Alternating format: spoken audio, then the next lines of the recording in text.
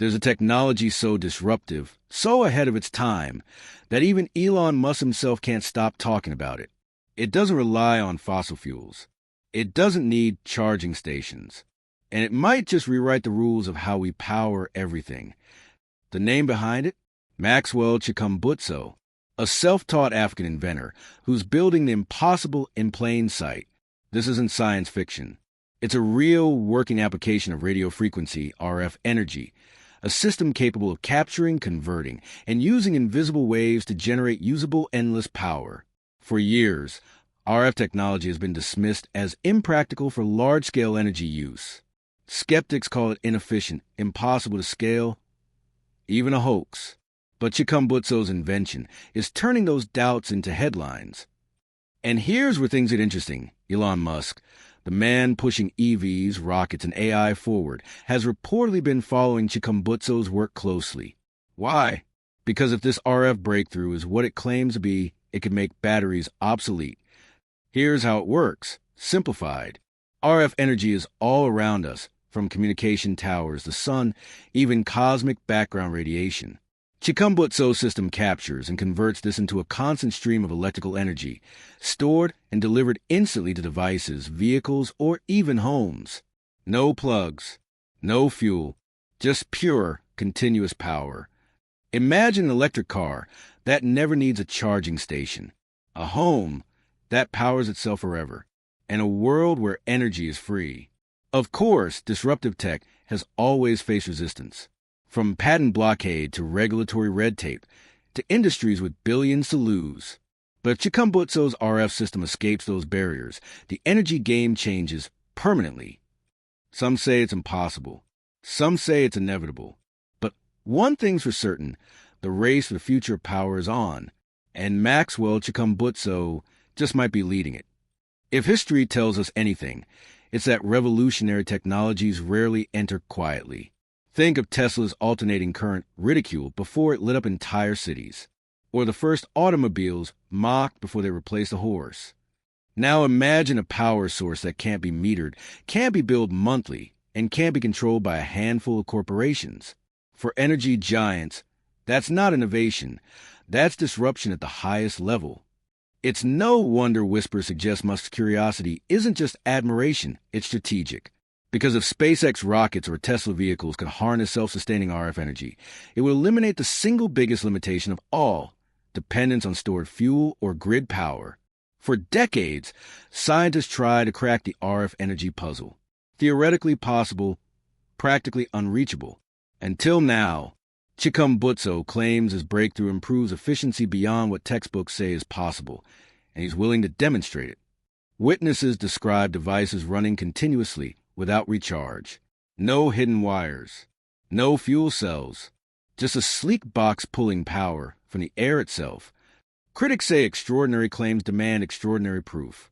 Supporters say the proof is already here, and we're just too afraid to accept it. If he's right, this isn't just about cars. It's about hospitals that never lose power, remote villages with light for the first time, and a future where energy poverty simply doesn't exist. But here's where the story takes a sharper turn. Once word of Chikumbutso's RF system began circulating in tech and defense circles, interest spiked, not just from engineers, but from governments. Because make no mistake, a technology that can generate limitless, portable energy isn't just an economic disruptor. It's a geopolitical weapon. Whispers suggest that delegations from at least 3 superpowers have approached Chikumbutso. Some offer funding, others patents, and some, perhaps, less friendly incentives. Through it all, Chikumbutso remains defiant. No corporate buyout, no government lockup. He says this technology belongs to humanity and should never be hidden behind paywalls or power structures. The contrast is striking. Elon Musk's billion-dollar facilities and Chikumbutso's modest workshop.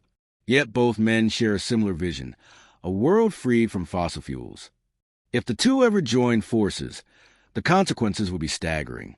Space travel without fuel limitations, global energy grids powered wirelessly, and an end to the charging station era before it even peaked.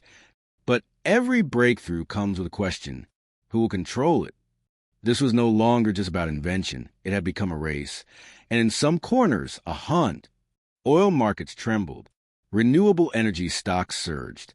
Every analyst knew if RF technology reached the masses, the $7 trillion global energy industry could be flipped overnight.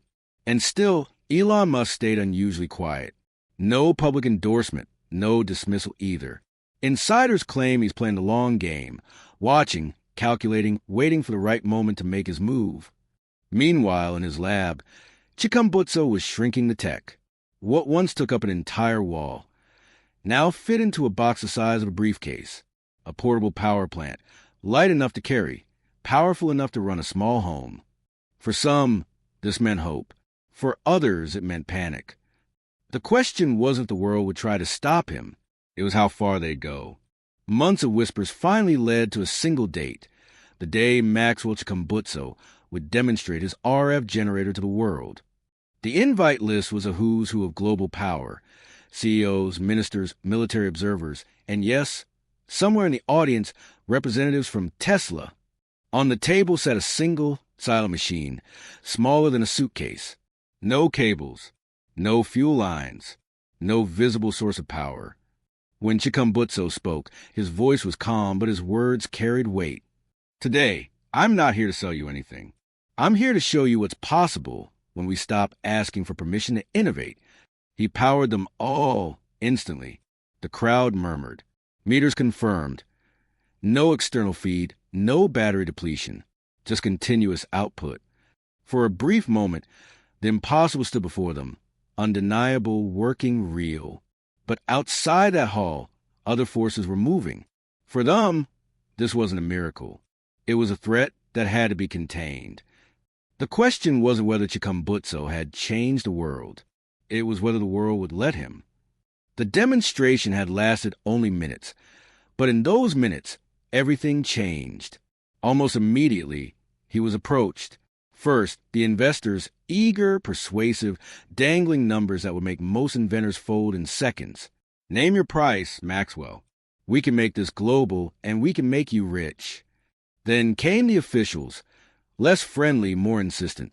They spoke of national security concerns and the dangers of releasing unregulated energy tech to the public. Behind the scenes, messages were flying. Companies drafting offers, agencies debating sanctions, and somewhere Elon Musk's team running quiet calculations on how RF energy could fit into their long-term plans. That's when it happened, the blackout. Every light in the building died, except the one powered by Chikumbutso's machine, a silent reminder to everyone present of just how unstoppable this technology could be. Whether that blackout was a coincidence or a warning, no one could say. But from that night onward, the hunt for RF technology would escalate. The question now isn't if this technology will shape the future. It's who will own that future when it arrives. When the power finally returned, the crowd's applause had been replaced by hushed whispers and darting glances. Something had shifted. What was moments ago an inspiring showcase now felt like the opening move in a dangerous game. Outside, his team rushed him into a waiting vehicle. Not because of fans, but because they received a warning. Someone was trying to intercept the generator before it left the building. Whether they were corporate spies, government agents, or something else entirely, no one knew. But one thing was certain. The demonstration had made Chikumbutso the most watched man on Earth. In the hours that followed, offers poured in. Some came with contracts. Others came with threats. The world wasn't just reacting, it was mobilizing. By dawn, Chikumbutso's device was already on the move, destination undisclosed, guarded by people he trusted and people he didn't. And just like that, the man who had shown the world a future without plugs vanished into the shadows of the very system he was trying to change. For weeks, sightings trickled in, each unconfirmed, each stranger than the last. A brief appearance in Johannesburg, a blurred photo in Dubai, a private meeting in Singapore that no one on the guest list would admit to. Multiple intelligence agencies were now tracking him. Some were convinced he was hiding. Others believed he was moving the RF generator from place to place, keeping it out of any one nation's hands. Corporate players weren't far behind. Energy conglomerates were offering silent bounties. Tech giants were drafting acquisition deals so large they could buy entire countries' yearly budgets. And then a curious leak. Blueprints resembling Chikumbutso's generator began circulating in encrypted forums, tagged with a single word: Aurora. Some say it was a code name from within Tesla's Skunkworks lab. Others think it was bait. Wherever he wasn't done. Those close to him say he was building something even smaller, even more efficient, a version of the RF generator that could fit in your pocket. And with each passing day, the race grew more dangerous. Because the moment that pocket-sized generator became real, the balance of global power would shift overnight. The device on Chikumbutso's workbench was no larger than a smartphone, yet hummed with the same quiet, steady pulse as the generator he'd unveiled months earlier. If this worked, it wouldn't just power a home. It could power a city block. But he knew the moment this left his hands, there would be no turning back. In the wrong hands, it could fuel a humanitarian revolution or a global crisis. And the walls were closing in. Surveillance drones had been spotted in the area. Encrypted messages warned him of imminent contact. He had just one move left, to choose who would see it first: a private buyer, a public broadcast, or everyone all at once. Some say Musk was waiting for exactly this moment, an opportunity to secure the tech before anyone else and scale it at a level no one could match. Somewhere in that briefcase was the power to free the world, or to tear it apart. The world would soon find out which choice he made.